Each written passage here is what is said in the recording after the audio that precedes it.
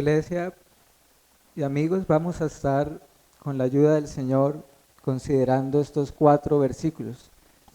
Y la enseñanza o predicación se titula La sanidad de un leproso. La sanidad de un leproso. Concluíamos la semana pasada, el domingo anterior, el Sermón del Monte, aquel famoso sermón que dio Cristo en aquella ocasión. Quizás ese sermón sea el más extenso, el más profundo que tenemos registrados en los evangelios, Mateo, Marcos, Lucas y Juan, pero no hemos terminado con nuestro acercamiento al libro, al evangelio de Mateo como tal, ¿verdad?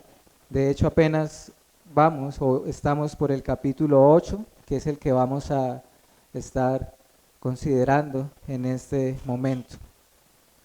Oímos, hermanos, como contexto, la exhortación con la que Cristo Jesús terminó ese sermón, el que es conocido como el Sermón del Monte, y veíamos que él terminó esa predicación por medio de una parábola, de una comparación, ¿cierto? Diciendo, todo aquel que oye sus palabras y las hace o las pone en práctica, será semejante a aquel hombre que edifica una casa sobre la roca y que cuando viene la tormenta, la aflicción o el juicio venidero, se mantiene firme porque está fundada en Cristo, que es la roca. Pero quien oye las palabras de Cristo y no las hace o no las pone en práctica, se le comparará a aquel hombre insensato que construye su casa sobre la arena y cuando viene la misma tormenta y el mismo juicio venidero, dice el Señor que grande será su ruina, hablando en términos eternos.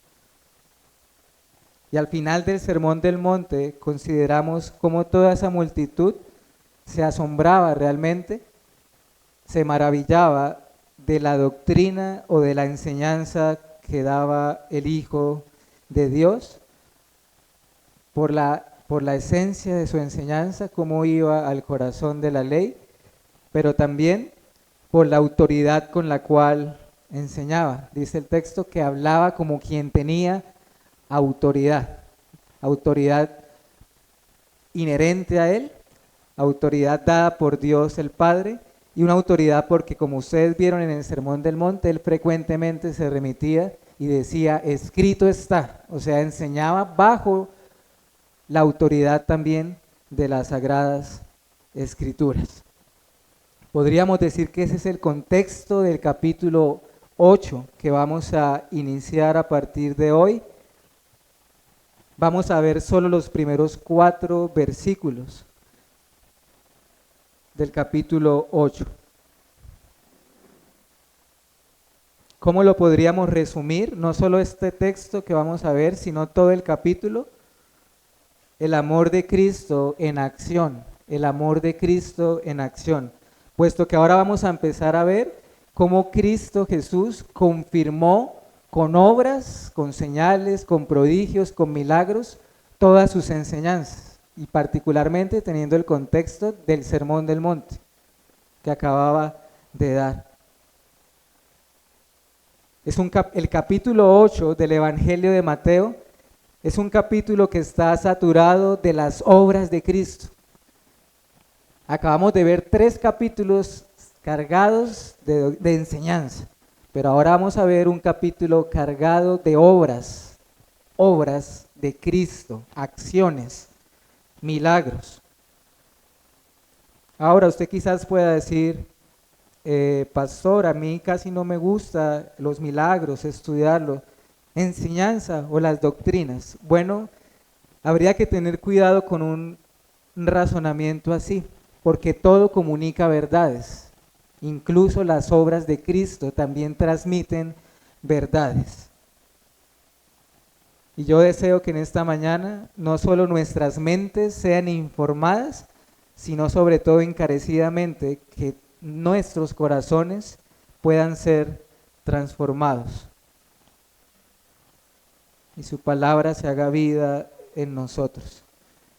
porque si no es así, hermanos, y eso es lo extraño, por así decirlo, que no depende de nosotros, ni de la capacidad de un predicador, ni nada por el estilo, porque si el Señor no obra, seremos como un címbalo que hace ruido solamente, y en el caso de quien oye, sería triste oír tan solo para que se acumule ira para el día de la ira. Por tanto, es nuestra oración, nuestra necesidad, Señor, aplica tu verdad a nosotros y que podamos ver la gloria de Cristo, no solamente en sus palabras, sino en cada una de sus obras también. Lo que nos muestran su gloria, las obras de Cristo nos muestran también su gloria. Ahora, últimamente también, a modo de introducción, he mencionado que todo tiene que ver con nosotros, ¿cierto? Y usted puede decir también, quizás que menciono eso solo para asustarnos o algo así. Pero hermanos, la verdad de la Biblia es muy pertinente para cada individuo en particular y es ineludible también. No se puede eludir. ¿Y qué podemos hacer si el Señor Jesús nos está hablando que todas las personas están, por ejemplo, voy a hablar del Sermón del Monte, todos estamos transitando por solo dos caminos, ¿cierto?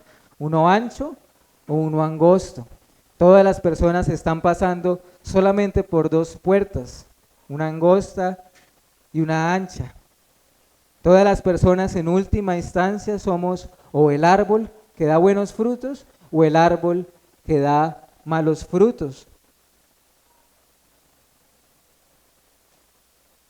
Todos en última instancia somos ese hombre sabio que edifica sobre la roca o ese hombre insensato que edifica sobre la arena. Todo nos concierne, hermanos. No podemos lavarnos las manos como Pilato y decir esto no es para mí. Y en este caso en particular, que vamos a ver en esta mañana, me atrevo a decir que es lo mismo. Mi objetivo, mi oración y mi deseo en esta mañana es que ustedes y yo podamos sentirnos identificados con el hombre leproso. No es una parábola, acá no estamos hablando de una parábola, estamos hablando de un acontecimiento histórico y de un milagro real que sucedió. Que nos sintamos identificados con ese hombre y con lo que el Señor Jesucristo hizo por él. Amén, hermanos y amigos. El versículo 1, concentrémonos allí. Mateo 8:1. Descendiendo del monte. Mateo, el autor del Evangelio, guiado por el Espíritu Santo, recuerden que el apóstol Pedro dice: ninguna profecía de la Escritura fue traída por voluntad de hombre, sino que los santos hombres de Dios hablaron siendo inspirados por el Espíritu Santo. Mateo, hermanos, nos habla de este suceso y comienza diciendo que descendió, cuando Jesús descendió del monte. Esto pasó, o lo que va a ocurrir, el milagro que va a pasar, sucedió después del Sermón del Monte. Y recuerden que Mateo 5:1, cuando inició el Sermón del Monte, dice que él subió al monte y se sentó. Todo el Sermón del Monte Jesús lo dio sentado. Lo dio sentado, dice Mateo 5:1. Pero Jesús se pone de pie finalizado y desciende del monte. Recordemos, iglesia y amigos, que ese monte, no conocemos su nombre, el nombre del monte como tal, pero luego de los años vino a ser conocido como el monte de las bienaventuranzas, porque ahí fue cuando el Señor dio aquel sermón y como inició ese sermón del monte. Una colina enfrente del mar de Galilea y muy cercana a un pueblo llamado Capernaum, que a propósito será el escenario de un siguiente milagro del Señor Jesucristo. Algo que también quiero mencionar que es importante es que Mateo, el autor de este libro, nos presenta los las obras, los milagros del Señor Jesucristo de una manera distinta a como lo presenta Marcos y Lucas, no porque haya contradicción alguna. Yo estaba mirando el Evangelio de Juan y me llama la atención que Juan prácticamente no narra milagros, por ahí uno que otro, porque el Evangelio de Juan es netamente un evangelio doctrinal desde el principio. En el principio era el verbo y el verbo era con Dios hasta el final. Pero lo que es el libro de Mateo, Marcos y Lucas nos presenta los milagros del Señor. Y la razón por la cual lo hace Mateo así, porque si ustedes examinan Marcos y Lucas, nos presenta estos milagros en un orden cronológico distinto, pero es porque Mateo, recuerden que Mateo le está escribiendo ¿a quiénes? A judíos que rechazan al Mesías, a Cristo. Entonces Mateo intencionalmente quiere presentar los milagros no en un orden cronológico, pero sí en un orden temático, como por temas, de una manera un poco más estructurada.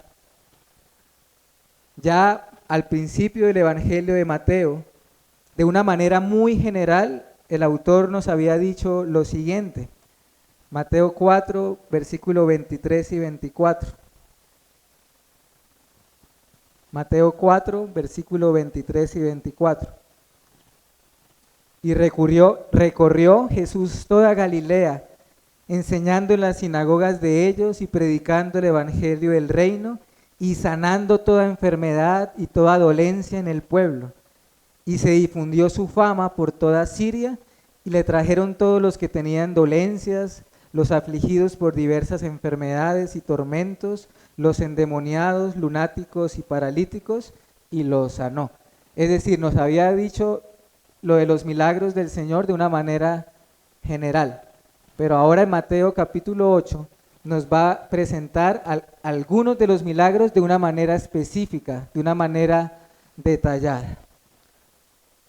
Algo también que debemos considerar es que dice Mateo en nuestro texto, descendió Jesús del monte y le seguía mucha gente, Ustedes ven Mateo 5:1 cuando inició el Sermón del Monte y nos habla de que una gran multitud estaba allí ese día. Imaginémonos esa escena. Y era obvio que cuando el Señor Jesús terminó de dar el sermón de la montaña y empezó a descender, toda esa multitud también le siguió. Lo que quiero hacer énfasis es que había un gran gentío, había una gran multitud. Otra versión de la Biblia antigua dice, un gentío tremendo le seguía. Grandes masas seguían a Cristo. Cuando leía esto, hermanos y amigos, yo pensaba, yo creo que algo así nunca se ha visto en la historia. De multitudes incontables, por así decirlo, de personas oyendo y siguiendo a Cristo. Era sin duda algo sin igual. Y antes de entrar al versículo 2, quisiera hacer una aclaración pertinente, importante. Había una gran multitud, ¿cierto? Muchas personas que seguían, por así decirlo, al Señor Jesús. Pero, iglesia, debemos ser conscientes que no todos los que siguieron al Señor Jesucristo eran verdaderamente sus discípulos. Es decir, toda esa multitud, aunque le seguían, no significa eso que le estaban siguiendo de corazón. No todos en verdad eran cristianos, así como hoy igual no todos los que profesan la fe realmente lo son. Y es más, iglesia, muchas de estas personas, como en algún lugar de la Biblia da testimonio, seguían a Jesús. ¿Por qué motivo solamente? Precisamente para cosas como estas, para sanar sus enfermedades, para alimentar sus vientres, saciar su hambre. ¿Y saben qué es lo maravilloso? que el Señor Jesús conocía el corazón de todas esas multitudes, uno por uno, individualmente. Conocía también sus motivaciones y aún así mostró gran misericordia y gran compasión. Todas esas personas, usted se puede preguntar, todas las personas que fueron sanadas de una enfermedad por Cristo, ¿fueron también creyentes? Es decir, ¿también el Señor les salvó? Algunas sí y otras no. Algunas experimentaron solo una sanidad física, meramente. Pero el Señor en verdad conocía los corazones de todos los que sanó. Versículo 2, Mateo 8:2, no lo pierda de vista, por favor. Y he aquí, vino un leproso y se postró ante él diciendo, Señor, si quieres, puedes limpiarme. Descendió Jesús del monte con toda esta multitud y he aquí un leproso, dice el versículo 2. Iglesia y amigos, este versículo 2 es indispensable para que podamos tener un correcto comprensión o magnitud de lo que sucedió acá. Vino a Jesús un leproso. Y quiero que veamos este versículo 2 en varios puntos. Quiero que consideremos por un momento la enfermedad de la lepra en sí como tal. Quiero que veamos la actitud de este hombre y la petición que hizo. No podemos comprender el peso de lo que pasó de este pasaje y del suceso histórico como tal. No comprenderemos las enseñanzas prácticas que deseo dar al final si no dimensionamos, por lo menos un poco, la enfermedad de la lepra. Entonces apartemos un tiempo para esto. Ahorita leíamos un pasaje en Levítico. Quiero que me acompañen nuevamente allí un momento, pero ahora el capítulo 13. Ustedes en casa con más tiempo pueden leer Levítico 13 y Levítico 14 y allí se nos habla de todas las instrucciones para las personas que tenían esta enfermedad y cómo eran vistas. Quiero leer solo unos versículos que nos hablan o que nos describen un poco esta enfermedad. Levítico capítulo 13. Leo los primeros versículos. Habló Jehová a Moisés y a Aarón diciendo, cuando el hombre tuviere en la piel de su cuerpo hinchazón o erupción o mancha blanca y hubiere en la piel de su cuerpo como llaga de lepra, será traído a Aarón el sacerdote o a uno de sus hijos los sacerdotes. Y el sacerdote mirará la llaga en la piel del cuerpo. Si el pelo en la llaga se ha vuelto blanco y pareciere la llaga más profunda que la piel de la carne, llaga de lepra es, y el sacerdote le reconocerá y le declarará ¿qué cosa? Inmundo. Y si en la piel de su cuerpo hubiere mancha blanca, pero que no pareciere más profunda que la piel, ni el pelo se hubiere vuelto blanco, entonces el sacerdote encerrará al llagado por 7 días, y al 7º día el sacerdote lo mirará, y si la llaga conserva el mismo aspecto, no habiéndose extendido en la piel, entonces el sacerdote lo volverá a encerrar por otros 7 días, y al 7º día el sacerdote le reconocerá de nuevo, y si parece haber oscurecido la llaga, y que no ha cundido en la piel, entonces el sacerdote lo declarará limpio, era una erupción, y lavará sus vestidos y será limpio. Pero si se extendiere la erupción en la piel, después que él se mostró al sacerdote para ser limpio, deberá mostrarse otra vez al sacerdote. Y si reconociéndolo el sacerdote ve que la erupción se ha extendido en la piel, lo declarará inmundo, es lepra. La palabra lepra, textualmente en el idioma original, quiere decir lo siguiente: una piel escamosa. Una piel escamosa. Entonces, iglesia y amigos, ya de plano, obviamente no somos doctores, no somos médicos, pero La lepra es una enfermedad de qué cosa? De la piel, ¿cierto? De la piel, donde los pies se empiezan a caer como escamas, salen llagas, protuberancias, ampollas, erupciones, síntomas. Las personas que padecen de esta enfermedad sienten dolor en sus articulaciones, pierden el sentido del tacto. Es una enfermedad que es que también infecciosa, es una enfermedad que es contagiosa, es considerada inmunda según el texto del Antiguo Testamento bajo las leyes que Dios dio a Israel. Las personas huían de los leprosos. Si alguien tocaba a un leproso, no solamente había riesgos de un contagio, sino que a los ojos del pueblo eran inmundos.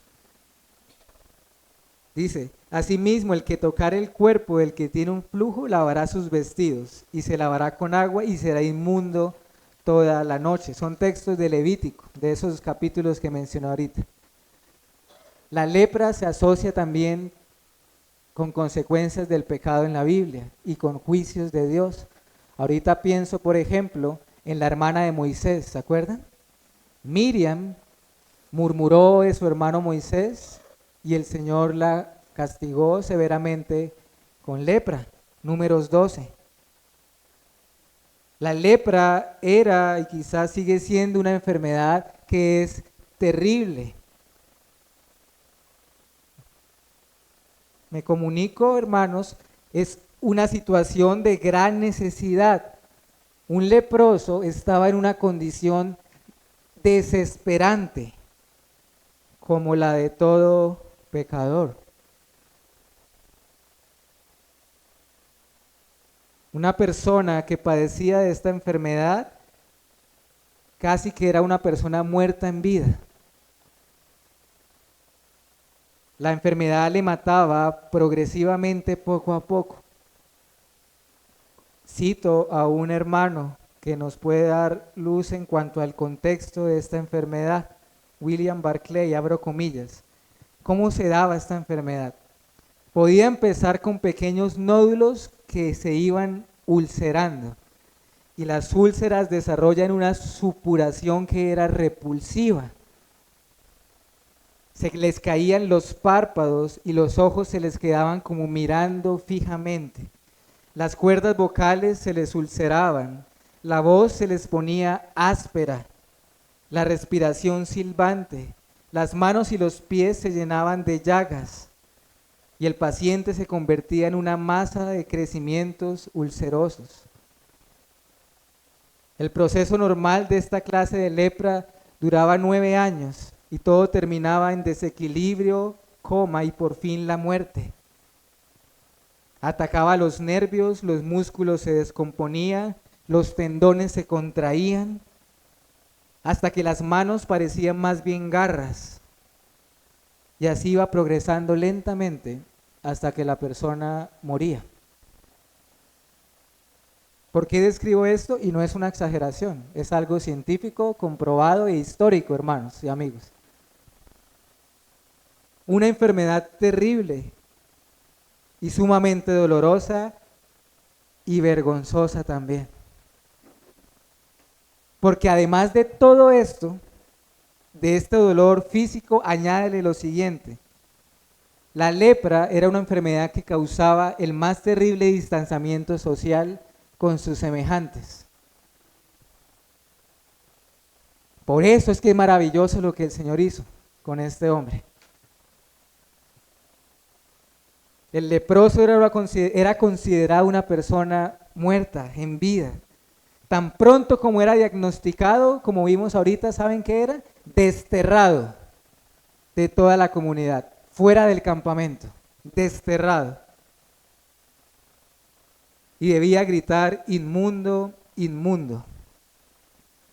¿Saben qué era lo único que se igualaba o que superaba la contaminación de la lepra? Bajo el Antiguo Testamento, tocar a un cadáver, tocar a un cuerpo. pero era prácticamente lo mismo. En Israel el desprecio hacia los leprosos era terrible. Si se acercaba a una casa un leproso, esa casa quedaba inmunda hasta las vigas. En espacios, hermanos, no invento, históricamente está así, y en las escrituras. En espacios abiertos, la distancia mínima que las personas debían tener con una persona leprosa era de 2 metros de distancia. Y los fariseos y los escribas muchas veces se abstenían incluso de comprar alimentos por donde hubiera transitado un leproso. Es necesario hacer este énfasis para que ustedes y yo dimensionemos un poco, aunque sea, la desesperación en la que se encontraba este hombre que se acercó al Señor Jesucristo. Y la maravilla del milagro, y especialmente la misericordia del Señor. He aquí un leproso se acercó al Señor Jesús. ¿Y cuál fue la actitud, iglesia, amigos, de este hombre y su petición? Consideremos brevemente la actitud. Dice el versículo 2, he aquí vino un leproso y se postró ante él. Se postró ante él.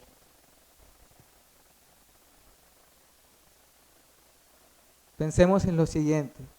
¿Por qué este hombre se habrá acercado al Señor Jesús? ¿Por qué no tuvo temor de hacerlo? Bajo el contexto que acabamos de ver.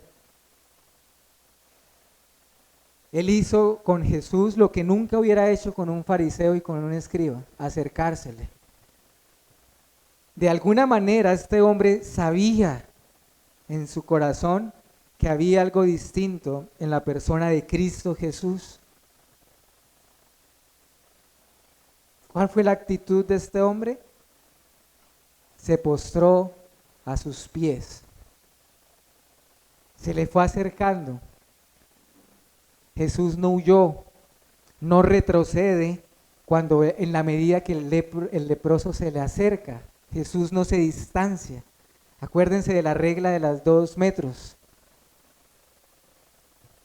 Y había una gran multitud, es de suponer que toda la multitud vio al hombre y salió despavorida. Lo normal era que la gente, ¿qué era lo normal si un leproso se acercaba? O que la gente huyera o que le lanzara piedrazos para alejarlo.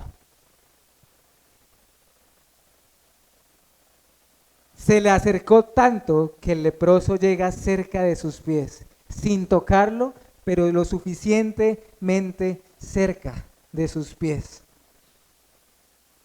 Y él llega solo, nadie lo lleva alzado ni arrastrado. ¿Cómo? Si nadie lo podía tocar. Llega solo. Y se postró a sus pies. Ese postrarse, iglesia, es señal de varias cosas, de súplica, es señal de una profunda reverencia también. Cae de rodillas significa. Cuando dice se postró, es que cae de rodillas. Y no solamente para hacerle la petición, cae de rodillas es una expresión de adoración, de reconocimiento de su señorío. Por eso luego le dice precisamente, Señor, Señor. Comenta el predicador Spurgeon, si alguien llama a Jesús Señor, pero no le adora, viene a ser peor que este leproso. Hemos de reconocer el señorío de Cristo, pero hemos de postrarnos y adorarle, porque Él es el Señor. Y noten algo, el Señor Jesús no reprende al hombre por postrarse a sus pies, en señal de reverencia. Cuando en la Biblia los ángeles hacen esto, los ángeles dicen, pónganse de pie, solo al Señor adorarán. Pero el Señor Jesús no lo censura por postrarse a sus pies, por cuanto Jesús es Señor y Dios. Luego tenemos su petición, lo cual me resulta de lo más llamativo, puesto que le dice, Señor, si quieres, puedes limpiarme. Señor, si quieres, puedes limpiarme. ¿Por qué me llama la atención? Porque le dice primero, si quieres. ¿Qué quiero decir, hermanos? Que este hombre sabía, creía que Cristo Jesús tenía el poder para limpiarle de la lepra. Pero él sabe que esto no iba a ocurrir si la voluntad de Cristo era contraria a eso. Por eso le dice, Señor, tan solo si tú quieres, tan solo si tú quieres. Para el leproso el problema no era cuestión del poder, de la capacidad del milagro. El leproso estaba pensando, Señor, ¿será que te place hacerlo? ¿Será que lo considerarías? ¿Será que condescenderías? No dudo que lo puedes hacer, pero primero necesito que lo desees. Él está pidiendo prácticamente, Señor, quieras tú hacerlo. ¿Qué es esto, hermanos? Sino un reconocimiento de humildad. Él no llegó pidiendo, exigiendo una petición. Él llega dimensionando la condición en la que está, como diciendo, ese si quieres, es prácticamente como diciéndole, Señor, no merezco ni siquiera acercarme a ti. Pero quizás, tan solo quizás, tú quieras tener misericordia en un indigno como yo. ¿No le resulta similar a nuestra condición de pecado? ¿No le resulta muy similar cómo nosotros nos presentamos delante de Él? Versículo 3. Jesús extendió la mano y le tocó, diciendo, quiero, sé limpio, y al instante su lepra desapareció. Acá, versículo 3, la misericordia de Cristo Jesús es manifestada en todo su esplendor. ¿Qué haría el Señor Jesús? ¿Qué hizo el Señor cuando este hombre leproso se le acerca? ¿Cómo respondió? Y vamos a ver algunas cosas acá. Su autoridad, su poder. Pero antes, resalta esta palabra, versículo 3. Jesús extendió la mano y le tocó. Jesús extendió la mano y le tocó. Esto, mis hermanos y amigos, es maravilloso si tenemos en cuenta todo el contexto que acabamos de ver de un leproso.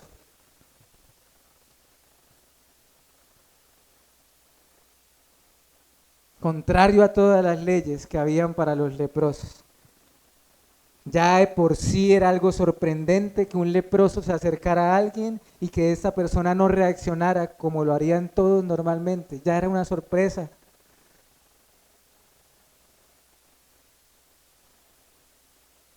Pero lo más sorprendente de todo es que el Señor no solo permitió que este hombre se le acercara, sino que Él, de su voluntad, quiso extenderle su mano y tocarlo.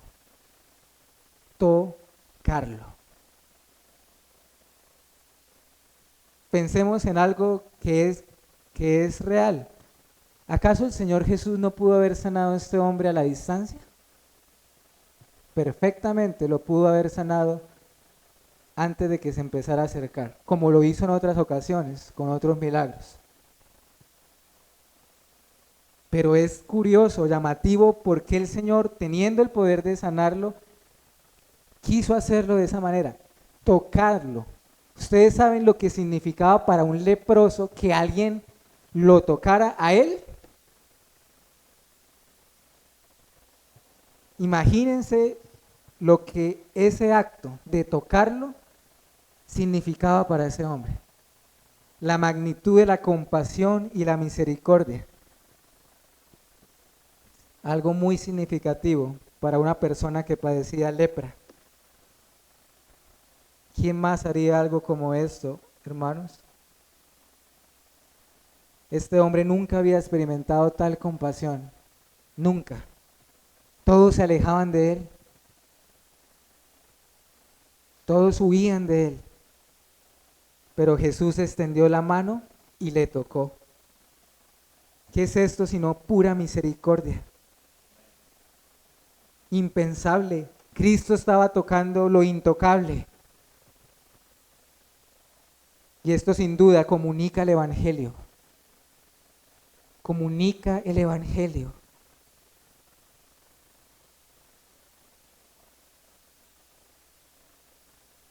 El pasaje paralelo en Marcos, usted los puede leer en casa. Marcos nos dice que el Señor Jesús tuvo misericordia, extendió la mano y lo tocó. Marcos 1, 45 en adelante, ustedes lo pueden ver, hermanos. Cristo fue movido a misericordia cuando vio a este hombre. Se compadeció de una situación desesperante y lamentable. Y luego de tocarlo dice, quiero, sé limpio. Quiero, sé limpio. ¿Por qué dice quiero, hermanos y amigos? ¿Por qué? Él tan solo estaba respondiendo a la misma petición que el hombre le había hecho, ¿se acuerdan? Señor, si tú quieres, puedes limpiarme. Pues el Señor le dice, sí quiero. ¿No les resulta dulce, maravilloso, misericordioso? Sí quiero. Ese querer nos habla de la autoridad y la soberanía del Hijo de Dios. Todas las personas que el Señor Jesús sanó, siempre lo hizo en su voluntad. Nunca lo hizo contrario a su propia voluntad. Así como Él salva a todos según su voluntad y según Él lo quiere, según a Él le place. Él mostró buena voluntad para con aquel hombre y Cristo sigue mostrando buena voluntad para con nosotros en nuestro estado de pecado. Cuando el Señor Jesús se hizo hombre y nació, millares de ángeles decían, gloria a Dios en las alturas y a los hombres buena voluntad en la tierra. Sí quiero, le dice. Una voluntad en armonía con la de su propio Padre Celestial.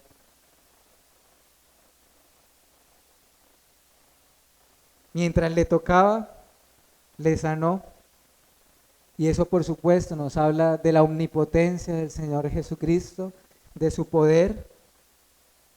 Pues el texto nos dice que en ese mismo instante dice, la lepra desapareció. Enseguida, en un abrir y cerrar de ojos, este hombre quedó purificado de su lepra. Este hombre estaba lleno de lepras. Lucas, el pasaje paralelo, nos dice que ese hombre en particular, esta era una lepra crónica, como la que leímos ahorita en Levítico. Estaba lleno de lepra, de pies a cabeza. Pero quedó limpio, sin rastro de ella. Qué maravilla debió haber sido, ¿no le parece? Cuánta sorpresa debió generarse entre la multitud, pero especialmente para con ese mismo hombre. En ese instante la lepra desaparece y estaba pasando todo lo contrario al orden natural de las cosas, porque el orden natural ¿cuál era? Que al tocarlo Jesús, ¿quién quedaría inmundo? ¿Quién quedaba inmundo? El que lo tocaba. Pero acá pasó lo contrario. Fue el leproso el que quedó purificado y limpio. Aquí teníamos a un hombre limpio en su piel, ya sin ningún tipo de afectación, una piel regenerada, podríamos decirlo. Consideremos el versículo 4,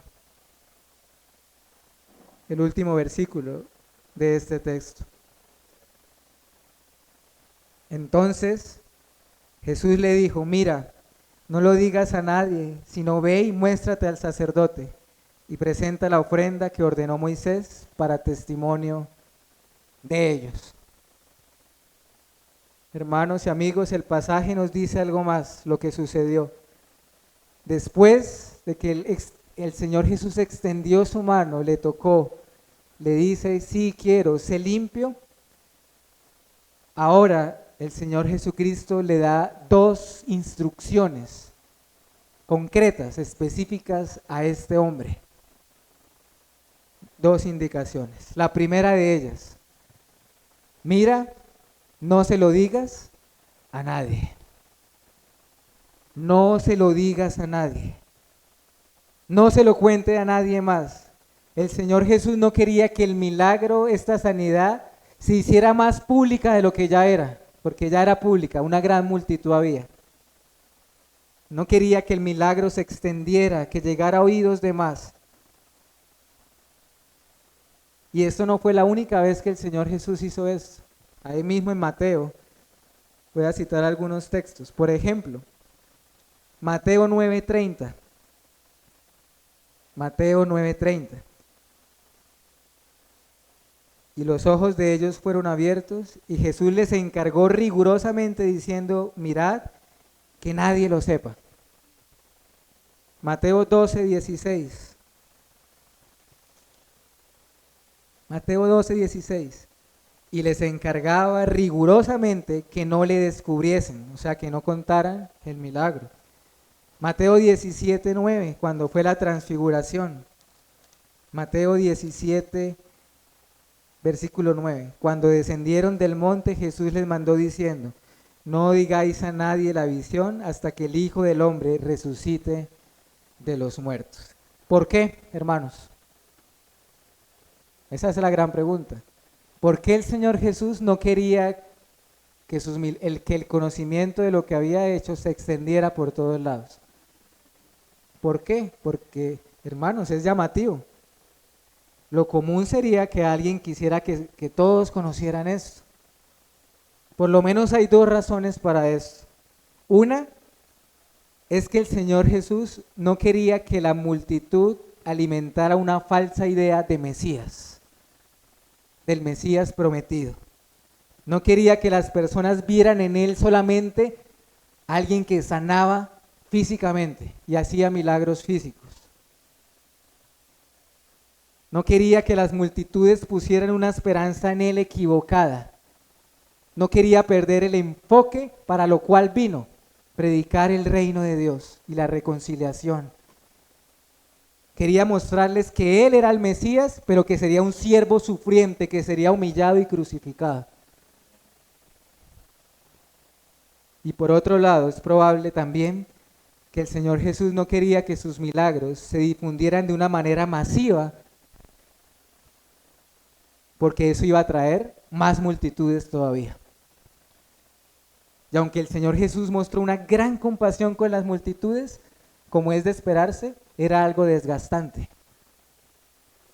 Hasta los discípulos muchas veces no podían comer y beber, y el Señor les decía, vamos a un lugar solitario, descansemos, oremos.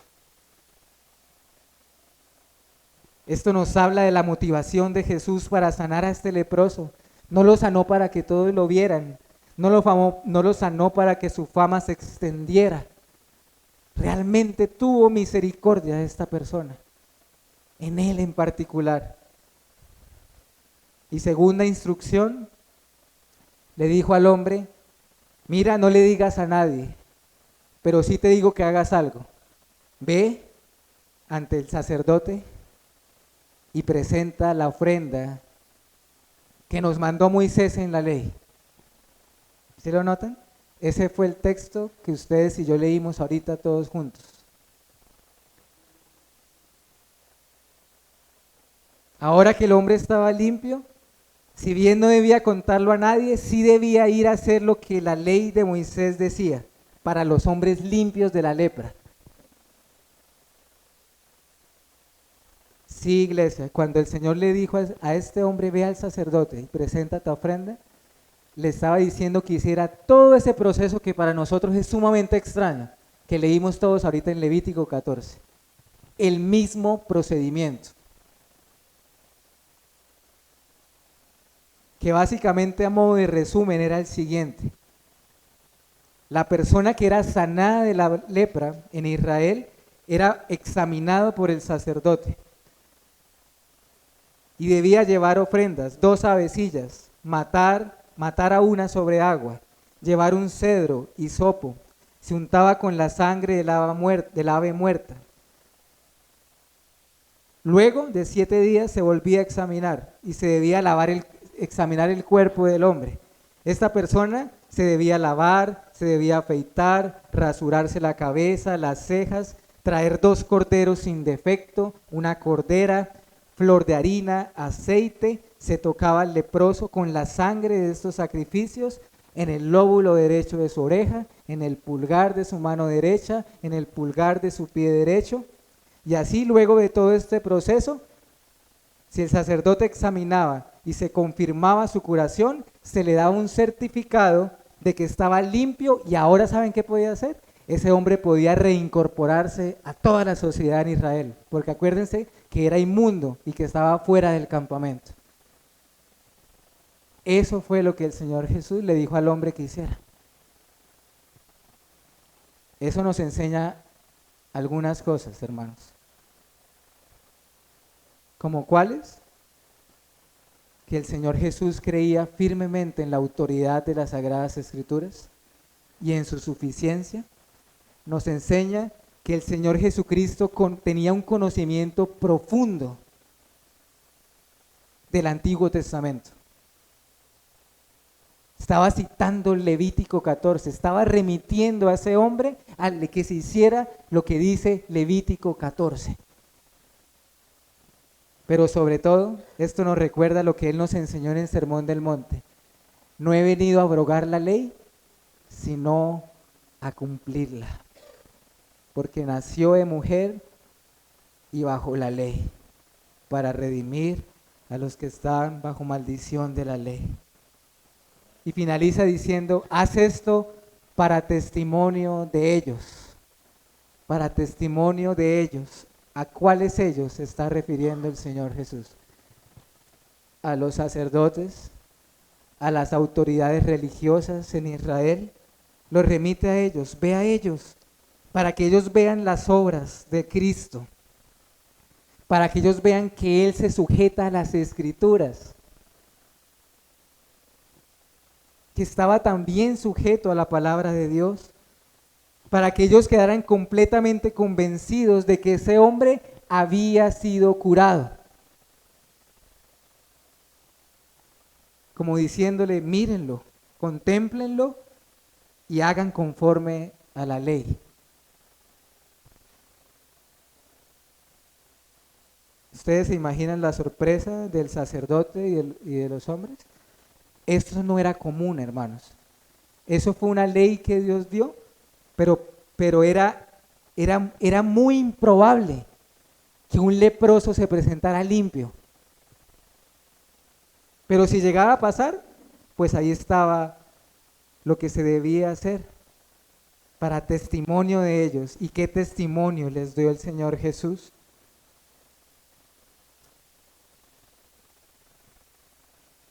No quisiera terminar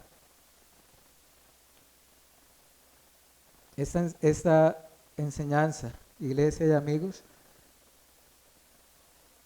sin unas aplicaciones prácticas. Y no quisiera que finalicemos sin digerir un poco más lo que el Señor hoy nos quiso dar como alimento a través de este texto. Porque ¿saben algo? Pienso, y estoy seguro que es así, que no debemos quedarnos solamente con el milagro físico y ya. Porque claro, acabó un milagro innegable que nos habla del poder de Dios, de su misericordia. Y no quiero espiritualizar un texto bíblico. Evidentemente estamos ante un pasaje histórico, pero yo creo firmemente que la misma Biblia en su totalidad nos permite hacer ciertas similitudes de esa enfermedad, de ese milagro, con nuestro pecado y con la misericordia que Dios tuvo para con nosotros.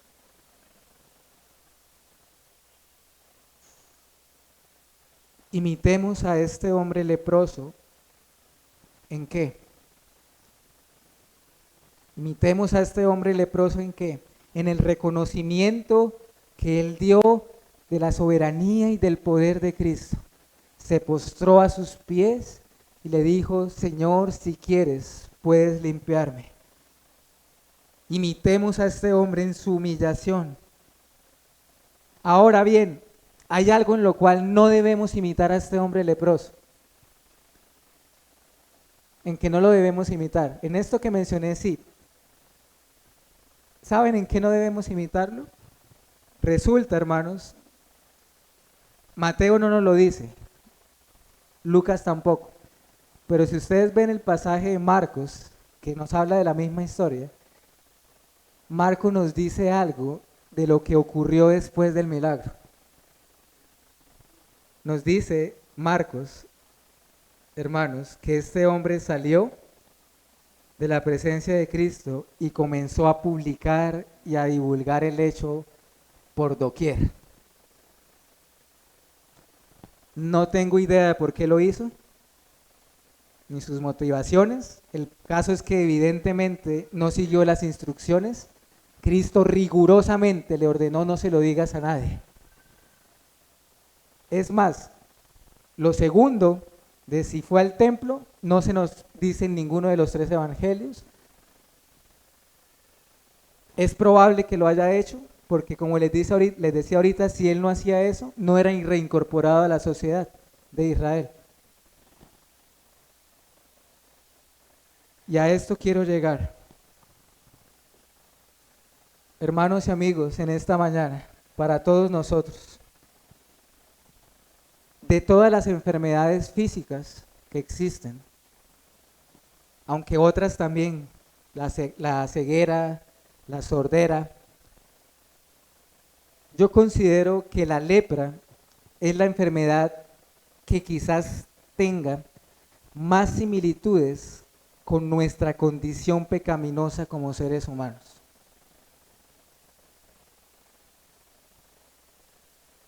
Contigo y conmigo.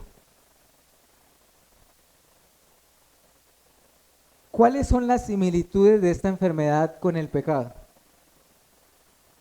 Son muchas si uno se pone a pensar. Cual la lepra, el pecado también es inmundo y repugnante. El pecado es repugnante e inmundo. Cual la lepra, el pecado también carcome el alma y el cuerpo. Cual la lepra, el pecado trae una profunda vergüenza también. Cual la lepra, el pecado nos distancia de Dios. Cual la lepra, el pecado es sumamente contagioso. Tanto que Romanos dice que estamos destituidos de la gloria de Dios y enemistados con Él y separados de Él, y que necesitamos con urgencia y realmente ser purificados, limpiados de todas nuestras inmundicias, de todas nuestras impurezas.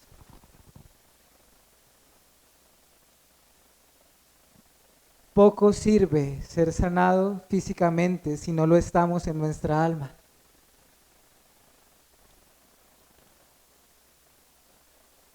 Claro, la salud siempre será un regalo del Señor.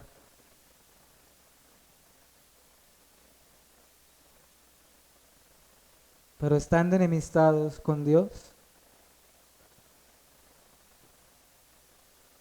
y al revés también es así. Estándonos en Cristo, reconciliados con Él, incluso las enfermedades son más llevaderas también.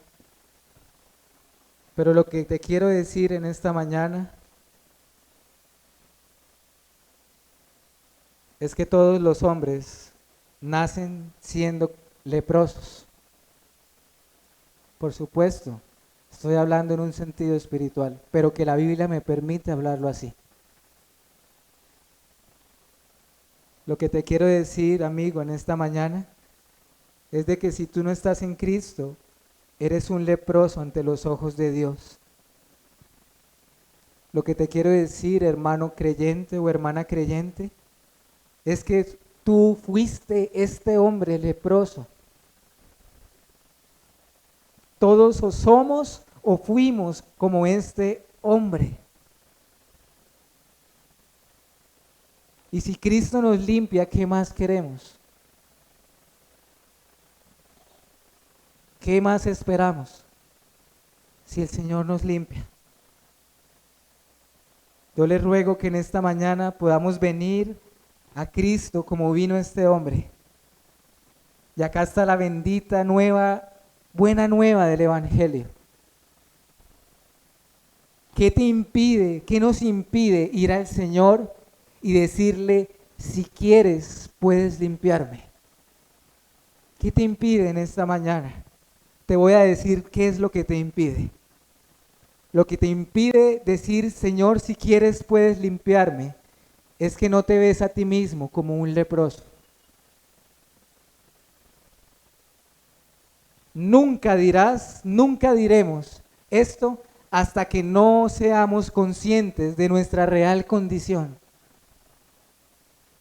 Pero si lo decimos, si venimos a Él y le decimos, Señor, si quieres puedes limpiarme, la esperanza segura y real es que el Señor Jesús nos va a decir exactamente lo que le dijo a ese hombre. Sí quiero, sé limpio. ¿Por qué no lo pruebas? A ver si el Señor no extenderá su mano y te tocará y te limpiará. Termino leyendo el Salmo 51 para que esa sea nuestra oración. Versículo 1, 2 y 7. Salmo 51, 1. Ten piedad de mí, oh Dios, conforme a tus misericordias. Conforme a la multitud de tus piedades, borra mis rebeliones. Versículo 2. Lávame más y más de mi maldad y límpiame de mi pecado. Y versículo 7. Oh Señor, purifícame con hisopo y seré limpio. Lávame, lávame y seré más blanco que la nieve. Oremos. Señor, no necesitamos de añadir a tu palabra. Ella tiene el poder de transformarnos y tu Espíritu Santo tiene el poder de vivificarnos.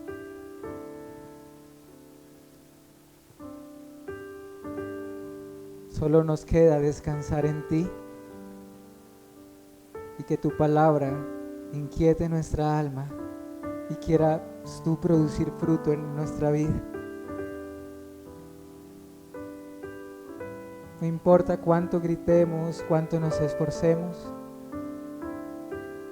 Oh Señor, solo tú puedes ayudarnos a ver nuestra condición desesperante, nuestra profunda necesidad de ti. Y te ruego, Señor, que todos los que estamos acá, sin excepción, podamos reconocer nuestra suciedad, nuestra repugnancia de pecado. Que seamos conscientes que no somos dignos de ti, ni de acercarnos a ti. Pero la gloriosa esperanza es que tú eres un Dios que se complace en la misericordia, que para siempre es tu misericordia y que eres amplio en perdonar y que no nos perdonas simplemente como diciendo te perdono, sino que derramaste tu propia sangre, oh Señor Jesucristo, y la vertiste para que con esa sangre fuésemos limpiados de todas nuestras inmundicias. Oh Padre, te pido para que hoy no nos limpies con hisopo o con cosas externas, sino solo con la sangre del Cordero, con la cual en verdad podemos quedar emblanquecidos y ser más blancos que la nieve. Te alabamos y te damos gracias en esta mañana por tu gran misericordia en Cristo Jesús. Amén y amén.